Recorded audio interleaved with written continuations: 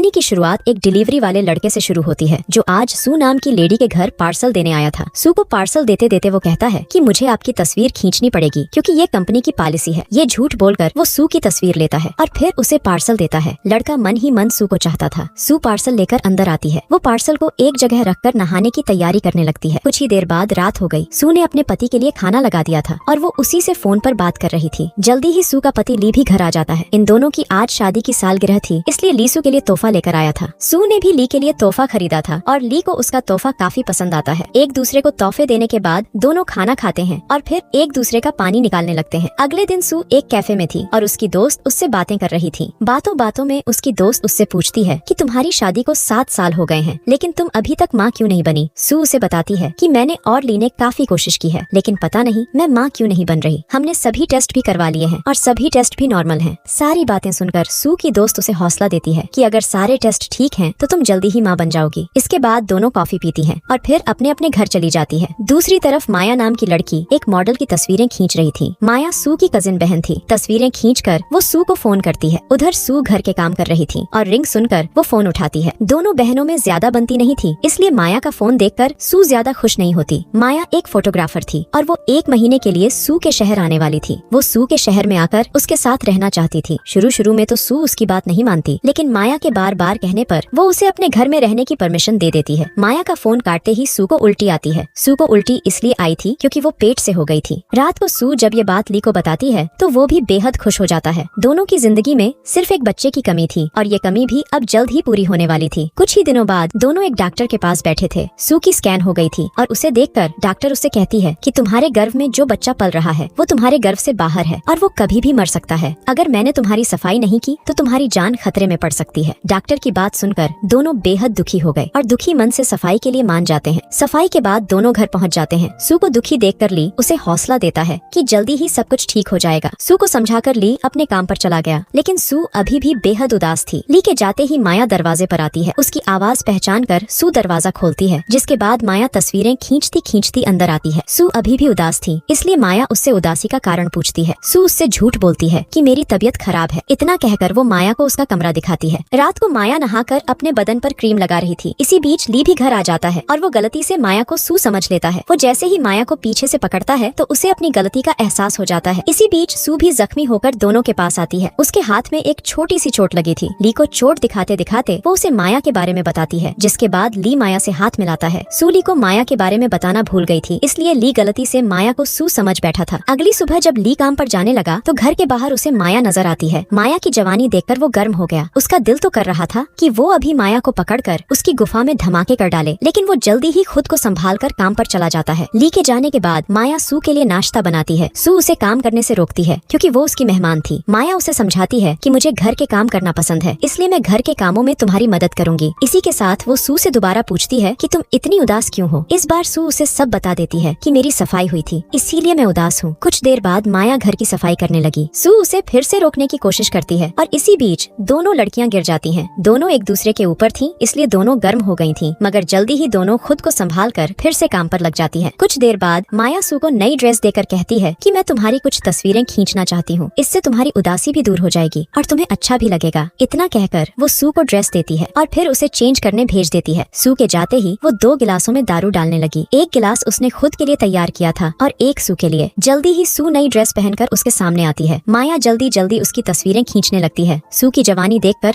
माया भी गर्म हो गई। तस्वीरें खींचने के बाद दोनों दारू पीती हैं और दारू पीते पीते एक दूसरे का पानी निकालने लग जाती हैं। थोड़ी ही देर बाद रात हो गई। ली भी अब घर आ चुका था, इसलिए तीनों मिलकर खाना खाने लगते हैं। खाना खाते खाते सू ली को सब बताती है कि आज माया ने मेरी तस्वीरें खींची। उसने ली को तस्वीरों के बारे में तो बता दिया था, लेकिन वो ये नहीं बताती कि माया ने उसका पानी भी निकाला था। खाने के बाद ली और सू अपने कमरे में आते हैं और एक दूसरे का पानी निकालने लग जाते हैं। उसके बाद ली सू से पूछता है कि माया हमारे घर से कब जा रही है, क्योंकि उसके कारण हमारी प्राइवेसी खत्म हो रही है। ली की बात सुनकर सू उदास हो गई क्योंकि उसे माया के साथ मजा आने लगा था। अगली सुबह सू माया के पास आकर कहती है कि तुम्हें अब जल्दी ही यहाँ से चले जाना चाहिए क्योंकि तुम्हारे कारण ली को परेशानी हो रही है। सू की बात सुनकर माया हैरान हो गई। उसे लगने लगा कि शायद ली को पता चल गया है कि उसने सू का पानी निकाला है। सू उसे समझाती है कि ली को हमारे बारे में कुछ पता नहीं चला। असल में पहले हम दोनों घर के किसी भी हिस्से में शुरू हो जाते थे, लेकिन तुम्हारे आने के कारण ली ऐसा नहीं कर सकता, इसीलिए उसे तुमसे परेशानी हो रही है। सू की बात सुनकर माया कहती है कि मैं जल्द ही यहाँ से से चली जाऊंगी। इसके बाद वो सू को चूमने लगती है और दोनों फिर से अपनी प्यास बुझाने लग जाती हैं। रात को माया जब अपने कमरे में थी तो ली उसके पास आता है। सू बाजार में राशन खरीदने गई हुई थी। ली माया के पास आकर कहता है कि मुझे पता है कि तुम मेरी बीवी को बिगाड़ रही हो, इसलिए तुम्हें मेरे घर से चले जाना चाहिए। ली की बात सुनकर माया हैरान हो गई। दरअसल माया जब सू की तस्वीरें खींचती खींचती उसका पानी निकालने लगी थी, तब ली किसी काम से घर आया था और उसने दोनों को साथ में देख लिया था। उसने उसी रात सू से जानबूझकर कहा था कि माया के कारण उसे परेशानी हो रही है। ली की सारी बात सुनकर माया कहती है कि अगर तुम चाहो तो हम दोनों बहनें मिलकर तुम्हारी गर्मी शांत कर सकती हैं। उसकी बात सुनकर ली इतना गुस्सा करता है कि वो गुस्से में आकर माया की गुफा में धमाके करने लगता है। माया भी उसे नहीं रोकती क्योंकि उसे भी ली के साथ मजा आने लगा था। अब कहानी कुछ दिनों बाद शुरू होती है। सू घर के काम कर रही थी और इसी बीच माया उसके पास आती है। माया उदास थी क्योंकि वो पेट से हो गई थी। वो ये बात जब सू को बताती है तो सू उससे उसके लवर के बारे में पूछती है। इससे पहले कि माया कोई जवाब देती तभी ली भी उनके पास आ जाता है। माया को उदास देखकर वो भी उससे उदासी का कारण पूछता है। माया उसे भी बता देती है कि मैं माँ बनने वाली हूँ। ये सुनकर ली के होश उड़ जाते हैं क्योंकि उस साले को पता था कि ये उसी का बच्चा है। वो अनजान बनकर माया से उसके लवर के बारे में पूछता है। माया दोनों से झूठ बोलती है कि पिछले हफ्ते में अपने लवर के साथ थी और ये उसी का बच्चा है। वैसे माया ने आज झूठ बोलकर ली को बचा लिया था, लेकिन उसका ये झूठ ज्यादा नहीं चलने वाला था। सू को जब दोनों की हरकत के बारे में पता चलेगा तो शायद वो दोनों का जलूस निकाल देगी। कुछ देर बाद ली माया के कमरे में आता है। सू बाथरूम में नहा रही थी। ली माया से पूछता है कि तुम बच्चे का क्या करोगी? मैं ना तो सू को बता सकता हूँ कि तुम्हारे पेट में मेरा बच्चा है और ना ही सू को छोड़कर तुम्हारे साथ रह सकता हूँ। इसी बीच सू दरवाजे के पास आकर